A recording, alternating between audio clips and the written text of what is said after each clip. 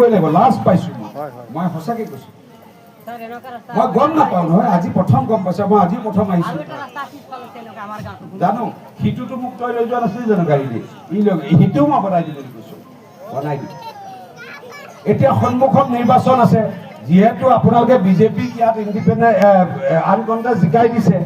আপোনালোকে ডেইজি আৰু মঞ্জুকো ভোট দিব পদুমৰ চিনত কিন্তু মই দুটামান কথা কওঁ যে আপোনালোকৰ এই গাঁওখনত চাগে 90% চাহ জনগোষ্ঠী মানুহ নে 100%? 100% চাহ জনগোষ্ঠী মানুহ কংগ্ৰেছৰ দিনৰ চাহ জনগোষ্ঠী মানুহৰ জীৱন মানে কি আছিলে ভোট বেংক কোনো কাম কৰি দিয়া নাছিলে না ৰেচন কাৰ্ড এখন দিছিলে না ঘৰ দিছিলে না একো দিয়া নাছিলে সূতা কম্বল আঁঠুৱাৰ স্কিম আছিলে আৰু তাত নাম ভৰাবলৈ কাৰণে গাঁৱৰ কংগ্ৰেছী দালালকেইটাক 50 টকা 100 টকা দিব লাগিছিলে হয় নে নহয় কওক তাৰপিছত গৈ যেতিয়া সূতা আনিবলৈ যায় তাত আকৌ চুলিয়া কাজিয়া লাগিছিলে হয় নে নহয় কওক আজি আমি যে অৰুণোদয়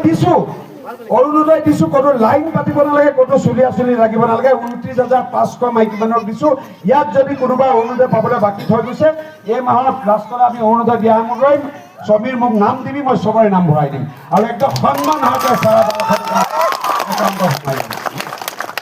কংগ্ৰেছৰ দিনত ঘৰ জিঅ'টেক কৰিবলৈ পইচা লৈছিলে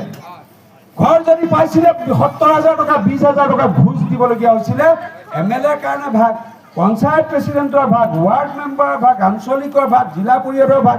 তাৰপিছত ঠিকাদাৰক দিয়ে ঘৰটো এই মুৰ্গী গঁৰালৰ নিচিনা ঘৰ বনাইছিলে